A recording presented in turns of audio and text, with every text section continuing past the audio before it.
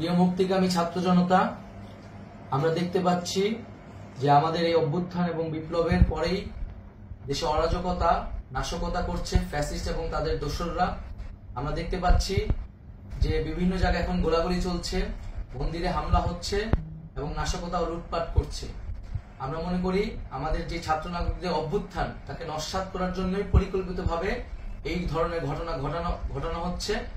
আমরা মুক্তিকামী ছাত্র জনতাকে সজাগ এবং সতর্ক থাকতে আহ্বান জানাচ্ছি এবং আমাদের যে অন্তর্বর্তীকালীন সরকার, আমরা সেই সরকারের যে প্রস্তাবনা 24 ঘন্টার সময় নিয়েছিলাম, জরুরি পরিস্থিতি মোতাবেক আমরা এখনই তার একটি রূপরেখা ঘোষণা করছি। আমরা সিদ্ধান্ত নিয়েছি যে সর্বজন গ্রহণযোগ্য আন্তর্জাতিক খ্যাতিসম্পন্ন নোবেল পুরস্কার বিজয়ী ডক্টর মোহাম্মদ ইউনূসকে প্রধান উপদেষ্টা করে অন্তর্বর্তীকালীন সরকার গঠন করা হবে এবং ডক্টর মোহাম্মদ ইউনূসের সাথেও আমাদের কথা হয়েছে। তিনি ছাত্র জনতার আহ্বানে বাংলাদেশকে রক্ষা করতে এই গুরু দায়িত্ব নিতে সম্মত হয়েছে।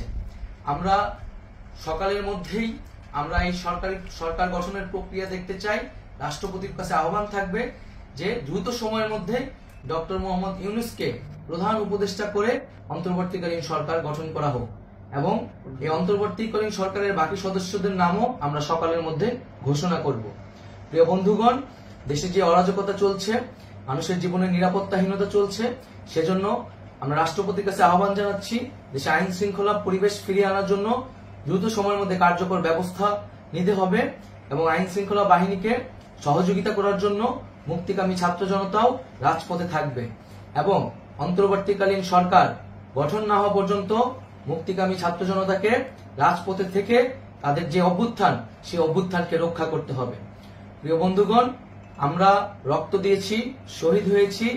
আমাদের যে প্রতিশ্রুতি একটি নতুন বাংলাদেশ গঠন করার জন্য, সেটিকে আমাদের অবশ্যই বাস্তবায়ন করতে হবে এবং অবশ্যই ছাত্র জনতার প্রস্তাবিত সরকার বাদে কোনো ধরনের সরকার কিন্তু মেনে নেওয়া হবে না। আমরা বলেছি কোনো ধরনের সেনা শাসিত সরকার অথবা সেনা সমর্থিত সরকার অথবা এই ফ্যাসিস্টদের দোসরদের কোনো বিটিম সরকার কিন্তু আমরা মেনে নিব না। কোনো গণবিরোধী সরকারকে মেনে নেওয়া হবে না। ছাত্র জনতার অভ্যুত্থানকারী যে প্রস্তাবিত সরকার, অন্তর্বর্তীকালীন সরকার, যেটা আমরা সিদ্ধান্ত উপনীত হয়েছি ডক্টর মোহাম্মদ ইউনূসকে প্রধান উপদেষ্টা করে এই সরকার গঠন করা হবে, সেই সরকারকেই বাস্তবায়ন করতে হবে অবিলম্বে। আগামীকাল সকাল থেকে সকলকে আহ্বান জানাচ্ছি রাজপথে থাকার জন্য এবং আমাদের যে সাম্প্রদায়িক সম্প্রীতি এবং রাষ্ট্রীয় সম্পদ রক্ষা কমিটির ঘোষণা হয়েছে বৈষম্যবিরোধী ছাত্র আন্দোলনের নেতৃত্বে, সকল পাড়ায় পাড়ায় এলাকায় এলাকায় সেই কমিটি পাহারায় থাকবে। আমাদের সংখ্যালঘু কমিউনিটিকে আমাদের রক্ষা করতে হবে, রাষ্ট্রীয় সম্পদ এবং এই দেশকে রক্ষা করতে হবে আমাদের।